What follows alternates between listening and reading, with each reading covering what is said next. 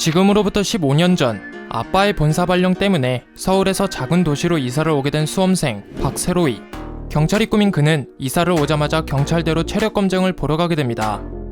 그런데 전철역에서 또래로 보이는 어느 한 여자애가 구걸하는 할아버지를 밀치는 모습을 보게 되어 그 여자를 붙잡고 뭐라 하게 되죠.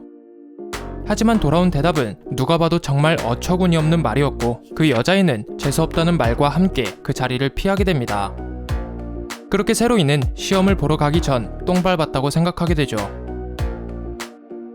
그 시각 요식업계의 최고봉인 장가라는 회사의 부장인 세로이의 아빠는 몇십 년 동안 알고 지내고 있는 회장의 비서에게 회장의 명령대로 몇 년 동안 세로이의 아빠가 맡고 있는 보육원에 후원하지 않기로 했다는 말을 듣게 됩니다. 그래서 시험을 치르고 온 세로이와 함께 마지막으로 그 보육원으로 향하게 되죠.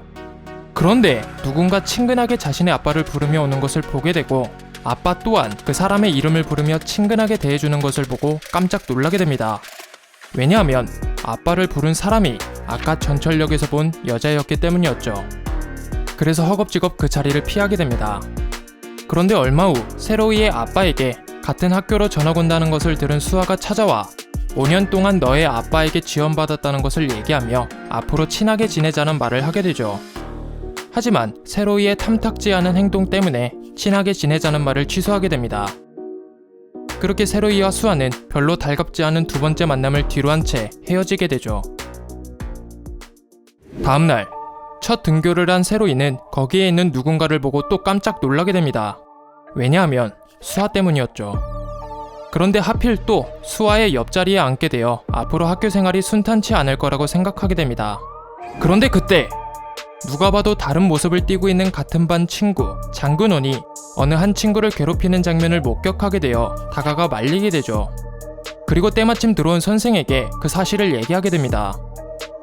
그런데 이상하게도 선생은 그게 당연하다는 듯이 행동하게 되고 세로이는 근원에게 충격적인 말을 듣게 되죠. 그래서 전학을 오자마자 사고를 치게 됩니다.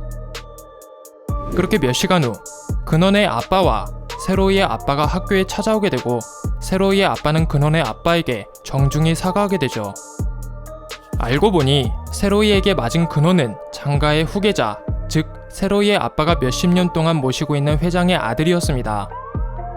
그래서 회장은 세로이에게 아빠랑 알고 지낸 시간이 있으니 무릎 꿇고 사과하면 없던 일로 해주겠다는 말을 하게 되죠. 그래서 세로이는 선생님 앞에서 친구를 때린 건 벌을 받아야 마땅하다.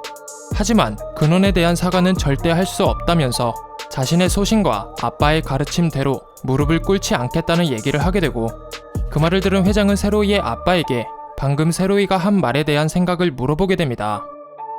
그래서 자신이 저지른 일을 책임지겠다는 세로이가 멋지지 않냐며 이렇게 된 이상 그냥 퇴사하겠다는 말을 하게 되죠. 그 후 세로이 아빠는 전학 첫날 퇴학당한 세로이를 혼내기는커녕 자신과 달리 가슴 펴고 살고 있는 네가 정말 자랑스럽다는 얘기를 하게 되고 그 말을 들은 세로이는 말없이 눈물만 흘리게 됩니다. 그렇게 며칠 후 세로이는 허겁지겁 수시 면접을 보러 가는 수아를 발견하게 됩니다. 그런데 평소 같으면 무시했을 수아를 면접 보는 학교까지 데려다주는 것에 더불어 면접이 끝날 때까지 기다리게 되죠. 그리고 한적한 공원에 가서 지금까지 쌀쌀맞게 굴어 미안했다며 친하게 지내자는 말뿐만 아니라 전화번호까지 물어보게 됩니다. 그래서 수아는 자신을 좋아하고 그러면 안 된다고 얘기하며 번호를 주게 되죠. 그러나 사람 일은 모르는 거라면서 허겁지겁 그 자리를 피하게 됩니다. 한편 세로이 아빠는 몇십 년 동안 요식업계에서 일했던 것을 토대로 포장마차를 차리게 됩니다.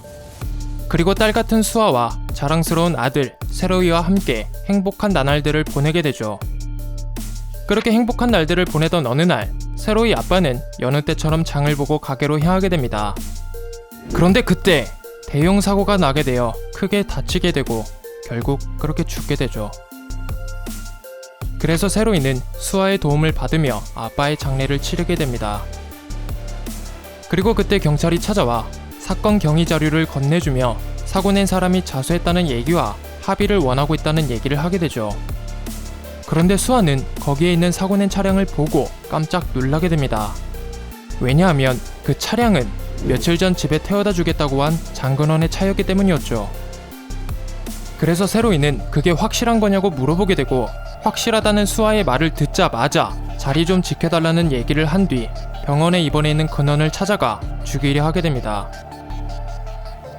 아빠를 죽인 사람이 근원이라는 것을 알게 된 세로이는 정말 근원을 죽일 것이며 앞으로 자신의 전부를 뺏어간 장가를 어떻게 하게 될까요? 구독, 좋아요, 알람 설정은 저희에게 정말 큰 힘이 됩니다.